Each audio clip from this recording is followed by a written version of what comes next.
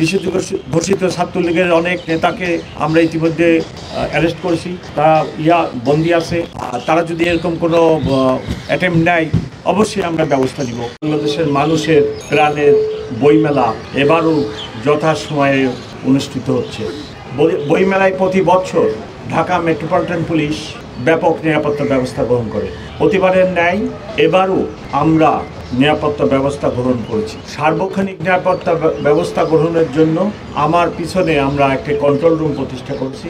এইখানে সার্বক্ষণিকভাবে আমাদের অফিসাররা থাকবে এবং রাত্রেও আমাদের সিনিয়র অফিসার এখানে অবস্থান করবে।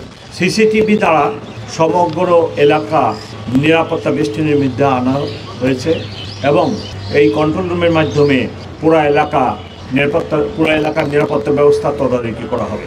আমাদের ব্যাপক সংখ্যক অফিসার সার্বক্ষণিকভাবে নিয়োজিত থাকবে। তদারকিতে সিনিয়র অফিসার থাকবেন। বিশেষ করে ঢাকা মেট্রোপলিটন পুলিশের রমনা বিভাগের ডিসি সার্বক্ষণিকভাবে নিরাপত্তা ব্যবস্থা তদারকি করবেন। ঢাকা মেট্রোপলিটন পুলিশের বাইরেও র্যাব, সিটি এবং অন্যান্য বাহিনীর সদস্যরা, গোয়েন্দা বাহিনীর লোকেরা সার্বক্ষণিকভাবে তথ্য সংগ্রহ এবং নিরাপত্তা ব্যবস্থায় আমাদেরকে সাহায্য সহযোগিতা করবে। মেটাল ডিটেক্টর, আর্টসওয়ে, ম্যানুয়ালি মানুষের দেহ তল্লাশি এগুলো চলবে। বিস্ফোরক দ্রব্য, দাহ্য পদার্থ, মাদক যাতে প্রবেশ না করে তাদের জন্য আমাদের ব্যাপক তল্লাশি থাকবে। ডগ স্কোয়াডও কাজ করবে। মেলায় আগত শিশুদের জন্য ঢাকা মেট্রোপলিটন পুলিশ থেকে ব্রেস্ট ফিডিং সেন্টার খোলা হয়েছে, ব্যবস্থা রাখা হয়েছে। বিশুদ্ধ পানির ব্যবস্থা করা হয়েছে। এবার প্রথমবারের মতো টিএসসি থেকে দোয়েল চত্বর এই জায়গাটা ট্রাফিক সবসময় বন্ধ থাকবে না। আমরা মানুষের দর্শনার্থীদের উপস্থিতির উপর কখনো এই জায়গাটা ট্রাফিকিংয়ের জন্য খোলা রাখবো, কখনো বন্ধ রাখবো, কারণ এটি একটি গুরুত্বপূর্ণ পথ। অথবা মেলায় যারা আসবেন টিএসসিতে যদি আগত মহিলা শিশুদের নেমে এখানে হেঁটে আসতে হয় তাহলে অনেক কষ্টকর হতে পারে, সেই জন্য অনেক সময় বন্ধ রাখবো এবং খোলাও রাখবো। ঢাকা বিশ্ববিদ্যালয়ের আশপাশ এলাকায়, মেলার আশপাশ এলাকায় আমরা নিরাপত্তা ব্যবস্থা জোরদার করব। রাত্রে সার্চ লাইটের ব্যবস্থা করা হয়েছে যাতে করে কোনো ঘটনা আমাদের নিয়ন্ত্রণে থাকে। লস্ট অ্যান্ড ফাউন্ড সেন্টার খোলা হয়েছে। কেউ যদি হারানো যায় লস্ট অ্যান্ড ফাউন্ড সেন্টারের মোবাইল নাম্বারও দিয়ে দেওয়া হবে। কোনো কারণে যদি কোনো শিশু বা অন্য কেউ হারানো যায় আমাদের সাথে যোগাযোগ করলে লস্ট অ্যান্ড ফাউন্ড সেন্টারে আসলে আমরা তাকে খুঁজে দেওয়ার ব্যবস্থা করব। 3 নেতার মাজার, রাজু ভাষার এলাকা, বিভিন্ন এলাকায় আমরা নিরাপত্তা ব্যবস্থা জোরদার করছি এবং ট্রাফিক ডাইভারশনের ব্যবস্থা দিই। ঢাকা বিশ্ববিদ্যালয় এলাকায় মেলা চলাকালীন সময়ে এবং এই 1 মাস কোনো ভারী যানবাহন চলাচল করবে না, রাতে এবং দিনে কখনোই চলবে না। হকারদের ব্যাপারে আমরা অনুরোধ করব কোনোভাবের জন্য যাচ্ছে তাই ভাবে যেখানে সেখানে হকাররা না বসে এবং উচ্ছৃঙ্খল কোনো কর্মকাণ্ডে হকাররা লিপ্ত না হয়। ফুডকোর্ট আছে, চা পানির জন্য আলাদা ব্যবস্থা আছে, এদিকে করা হয়েছে। দর্শনার্থীরা সেখানে যাবেন এবং যারা চা কফি খাবেন। তবে আমি রিকোয়েস্ট করব যারা আমার অভিজ্ঞতা মতে এবং আপনাদের অভিজ্ঞতা আছে যে বাণিজ্য মেলায় হোটেলগুলা এবং ফুডকোর্টগুলোতে খাদ্যদ্রব্যের দাম 3 গুণ আদায় করা হয়, যেটা ঠিক না। আমি আমার অফিসারদেরকেও রিকোয়েস্ট করব এই দিকে যেন খেয়াল রাখে।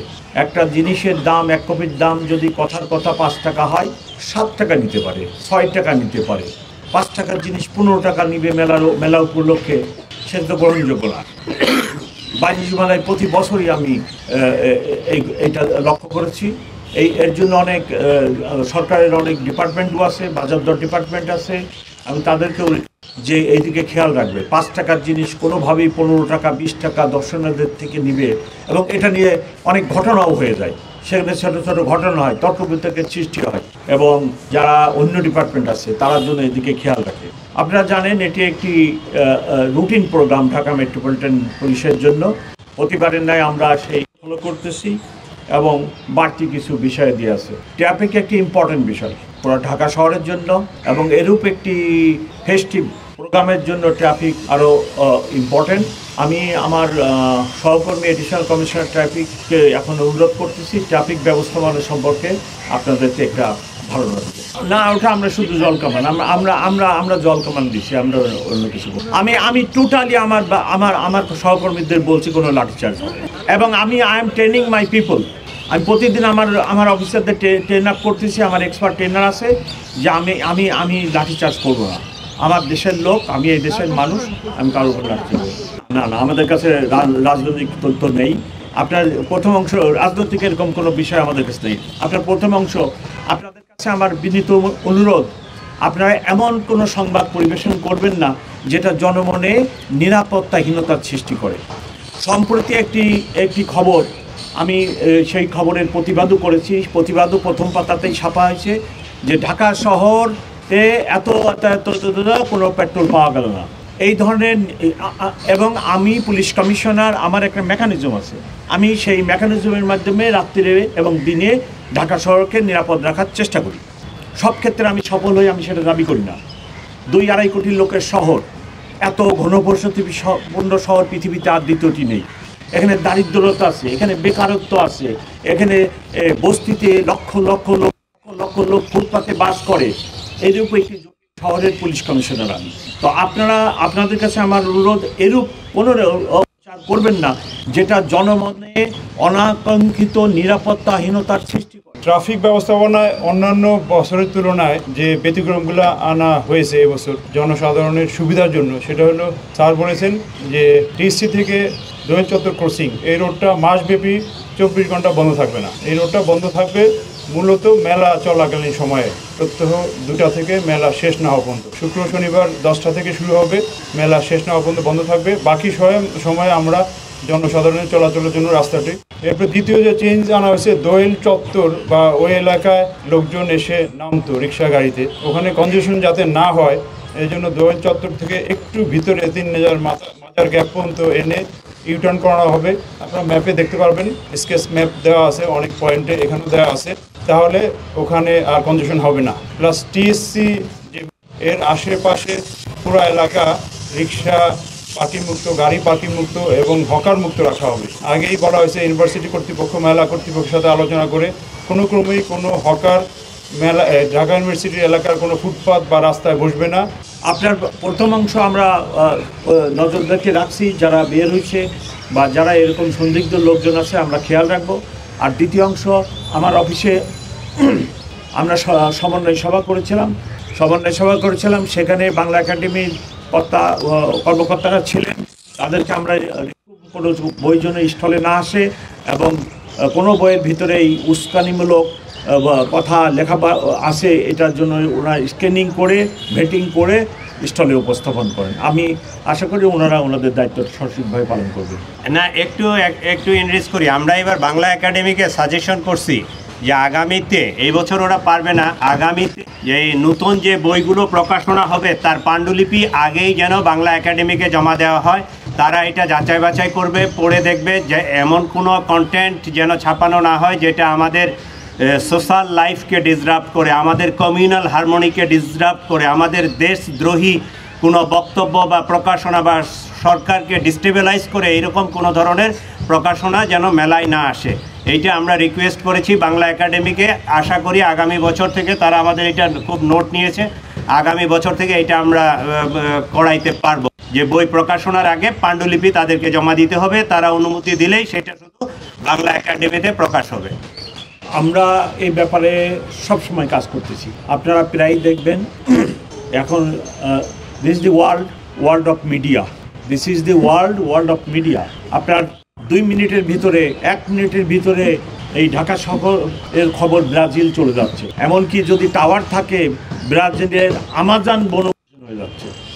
সো সেই যুগে বিভিন্ন প্রোগ্রাম আসতেছে এবং আপনারা দেখছেন সেই সব প্রোগ্রাম আমরা মোকাবেলা করতেছি।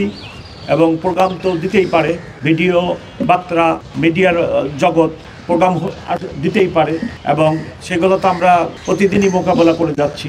এবং নিষিদ্ধ ঘোষিত ছাত্রলীগের অনেক নেতাকে আমরা ইতিমধ্যে অ্যারেস্ট করেছি, তারা বন্দি আছে। তারা যদি এরকম কোনো অ্যাটেম্প নেয় অবশ্যই আমরা ব্যবস্থা নিব। তবে আপাতত দৃষ্টিতে আমি কোনো আশঙ্কা দেখি না। আমি আপনার পয়েন্টটা বুঝতে পারছি। আমি এর আগেও আপনাদেরকে বলছি, আপনাদের মাধ্যমে, আপনারা তো আমার মাধ্যম, আমার তো কোনো মাধ্যম নাই, আপনারা আমার মাধ্যম, আপনাদের মাধ্যমে আমি রিকোয়েস্টের আগেও করছি যে ঢাকা শহরের ট্রাফিক অবস্থা বড় ভঙ্গুর, নাজুক, মানুষ কষ্ট পাচ্ছে, আমি নিজেও কষ্ট পাই। শহরে বাস করে আমি তার ট্রাফিক দেখি, ঘন্টার পর ঘন্টা তারা রাস্তার মধ্যে আটকে থাকে। 20টা লোক একটা ছোট দাবি দেওয়া নিয়ে রাস্তায় যে রাস্তা ব্লক করতেছে। আমি অনেকবার বাই দিস টাইম আমার 2.5 মাস হয়ে গেছে, 2.5 মাসে অনেকবার আপনাদের সাথে কয়েকবার আমি রিকোয়েস্ট করছি, আপনারা প্লিজ মানুষকে রিকোয়েস্ট করেন যে ছোটখাটো দাবি দেওয়া নিয়ে আপনারা রাস্তাটা দয়া করে বন্ধ করবেন না।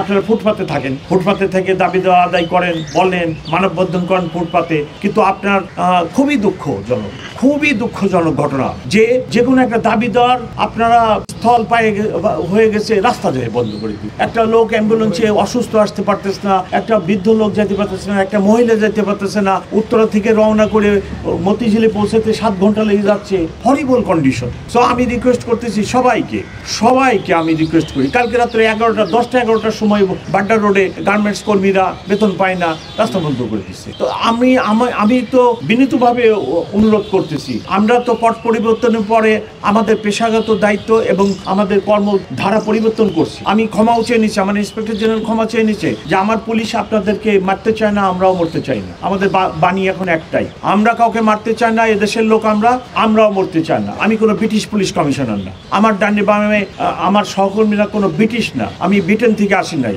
আমি কোনো কলোনিয়াল পুলিশ কমিশনার না, আমি কলোনিয়াল পুলিশ কমিশনারের মতো আচরণ করতে পারবো না। রাস্তার মধ্যে আমার লোককে আমি লাঠি দিয়ে পিটাতে আমি চাই না। আপনারা দেখছেন ঢাকা বিশ্ববিদ্যালয় এবং 7 কলেজের ঘটনা হোল নাইট আমি সারা রাত ধরে আমার কলিগদের বলছি, আমার ডাইনি এবং বামে দুইজন এডিশনাল কমিশনার আছে, তাদেরকে পাঠাইছি এবং সারা রাত 5 মিনিট পর বলছি কোনোভাবে কোনো লাঠি মাটি ইউজ হবে না। আমি কোনো লাঠি ইউজ করিনি, আমি 1-2টা গ্যাস আর একটু সাউন্ড গেট যখন রক্তক্ষয়ী সংঘর্ষে লিপ্ত হওয়ার উপক্রম হয়েছে আমি এটা করছি। আমি তো আমার ছেলেদেরকে নীলক্ষেত দিয়ে ঢাকা বিশ্ববিদ্যালয়ের ক্যাম্পাসে ঢুকতে দিতে পারি না, দিলেই তো বিশাল রক্তক্ষয়ী সংঘর্ষ হতো। সো আপনাদের মাধ্যমে আমার রিকোয়েস্ট, আপনারা ঢাকাবাসীকে বলেন, আমি ঢাকাবাসী পুলিশ কমিশনার, আমার পবিত্র দায়িত্ব সবাইকে নিরাপদ রাখা। ট্রাফিকও আমার নিয়ন্ত্রণে আসে কাজ করি। তো সেখানে এই নাজুক ট্রাফিক অবস্থা, তার মধ্যে প্রতিদিন দিনে রাত্রে ইভেন আজকে শুক্রবার, আজকে আপনারা দেখেন কতগুলো প্রোগ্রাম, কেউ পুলিশ হেডকোয়ার্টার ঘেরাও করবে, কেউ আরো আছে কয়েকটা। আপনারা যদি রাস্তায় এত প্রোগ্রাম করে তাহলে আমরা কিভাবে সম্ভব এটা বলেন, আমাকে বোঝায় বলেন। আপনি এখানে দাঁড়ান, আপনি আমার দায়িত্বটা নেন।